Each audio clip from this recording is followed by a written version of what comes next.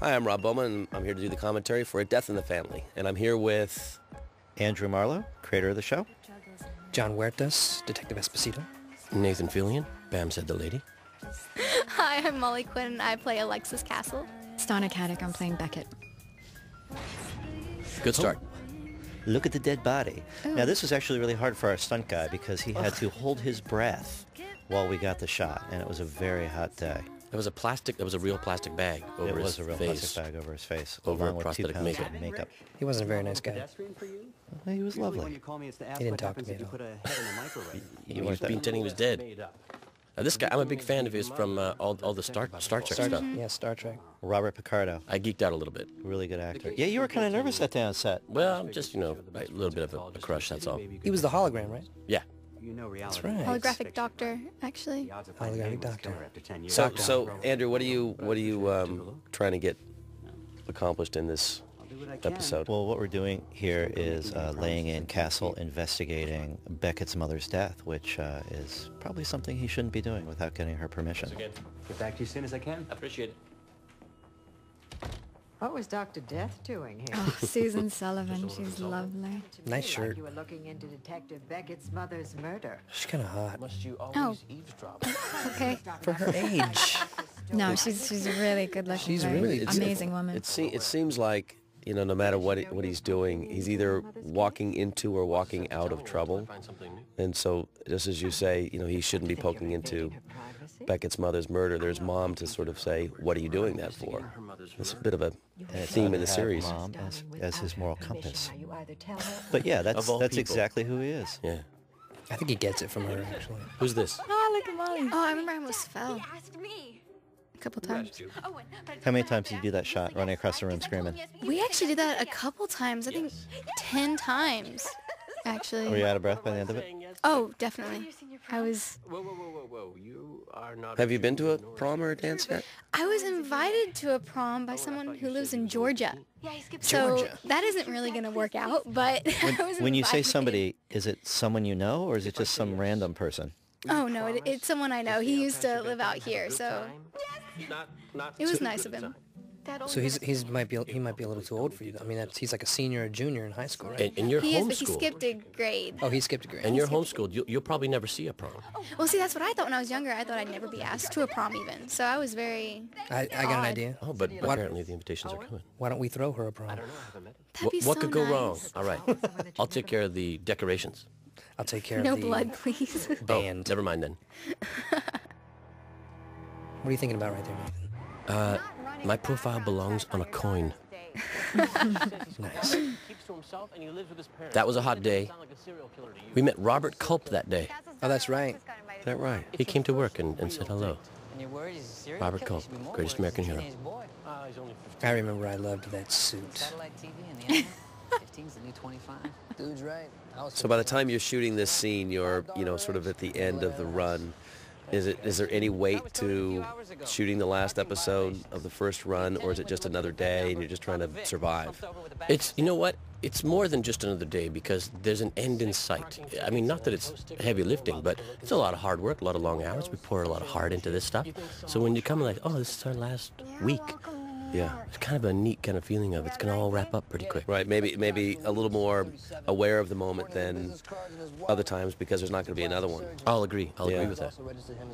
Interesting thing, the locomotive of dramatic television. It's a fun scene because the gang's all here, and I'm wondering, since this is the last episode of the run, did it feel different to you guys than the early shows? I mean, do you feel like you were working together as a team of actors as well as the team of characters on the screen?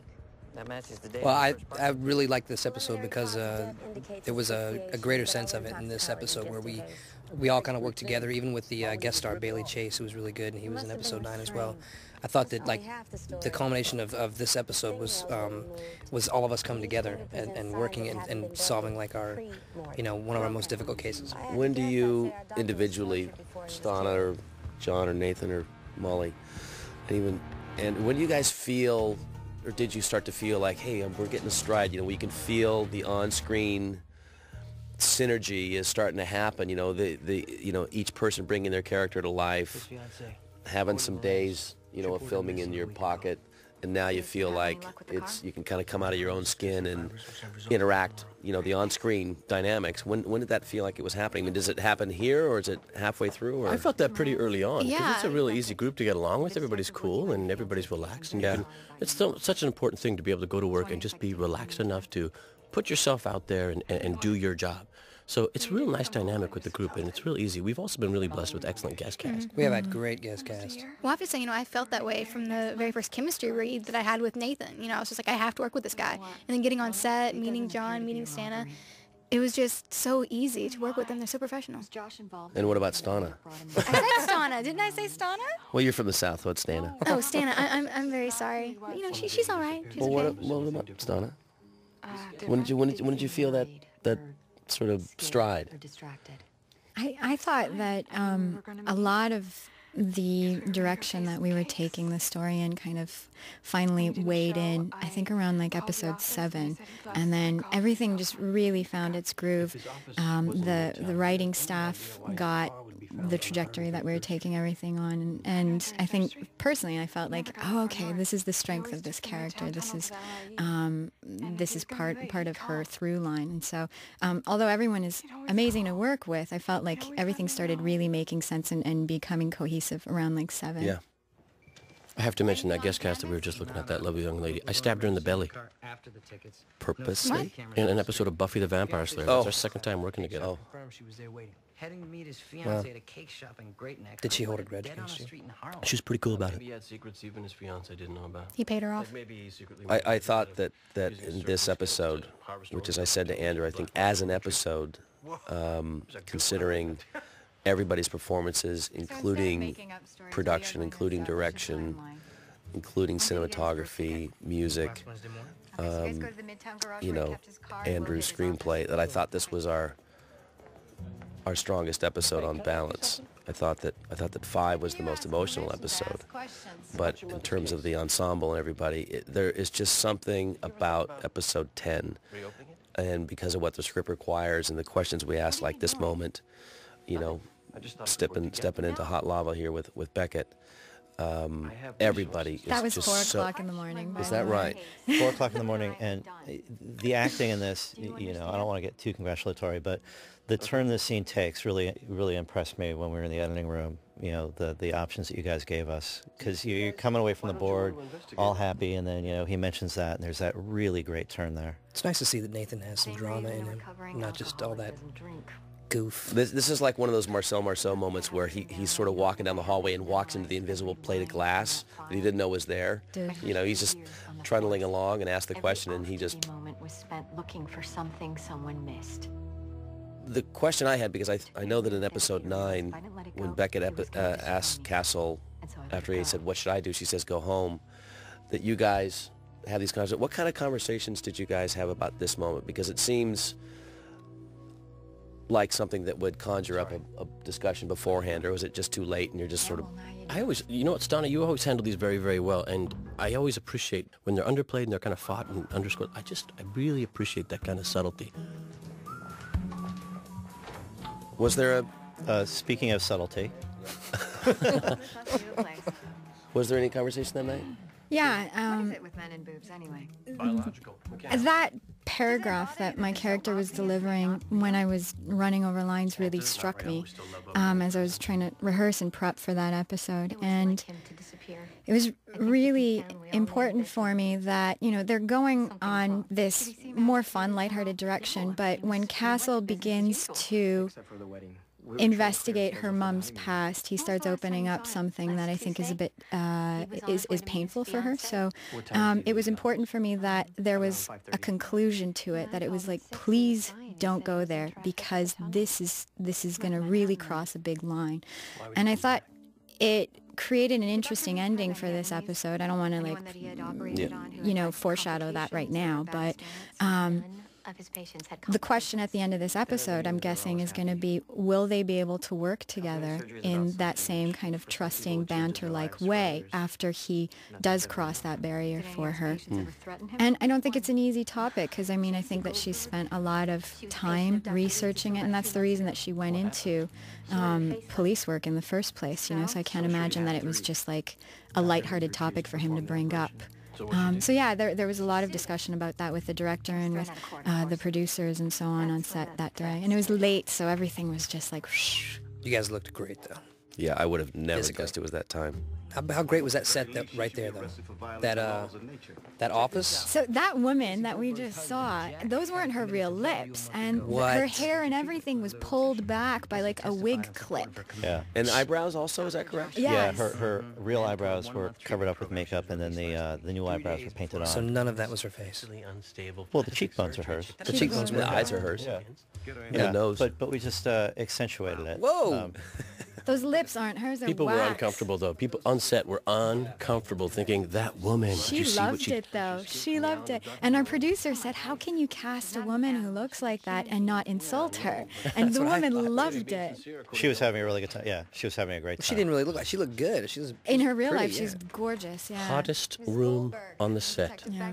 This room gets so hot. This is a set that we constructed on a very old, established Hollywood movie studio, and it wasn't air conditioned properly, which is just escapes me.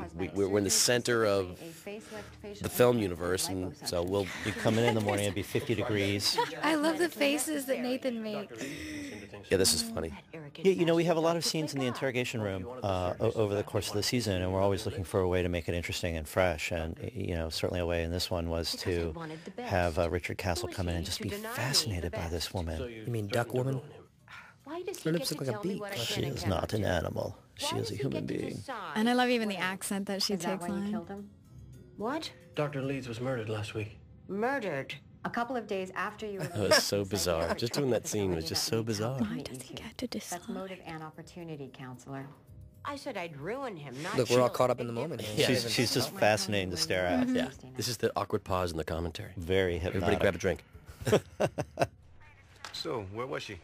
She was in the hospital. Well handled here. Stana. Ruben. This is really well handled how you didn't say what you're saying. Oh, yes. Ruben Santiago has bottled cool. Apparently Yeah, He's bottled it. Our Tony Award-winning actor from New York, he's Reputation of wonderful. turning people away. Maybe there's someone else out there pissed off. Yeah, Esposito and Ryan are already looking through the patient list, but the CIC I went and had came drinks back with him in with New a York new City. car.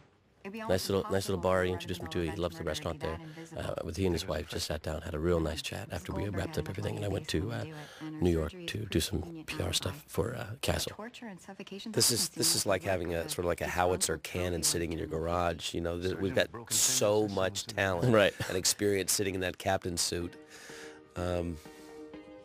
But he's happy to play Oh, along the with dress us. scene, yeah. Oh, Remember, this I was thought cute. this was so ugly, and then we were like, well, wait, You look beautiful. it's not that bad. Dad, you say that about every dress. Don't you think this makes my So how was it trying on all the I do dresses look a little for pasty, prom? though, I will say. You're a ginger kid. It's gonna happen. You're not helping. How was it trying on all the dresses for this? You know, that was a lot of fun. I actually really enjoyed that because there were so many choices. And what we came up with, you know, Sal, who's our wonderful, he has a wonderful wardrobe for all of us. You look hideous. Are you trying It's to give her body magical. image issues? The dresses, Newsflash, she already has everything. body image issues. How did you Always settle on wanted. the final dress? That choice? He had it made, actually. We found a fabric and a color that looked good with my eyes, apparently.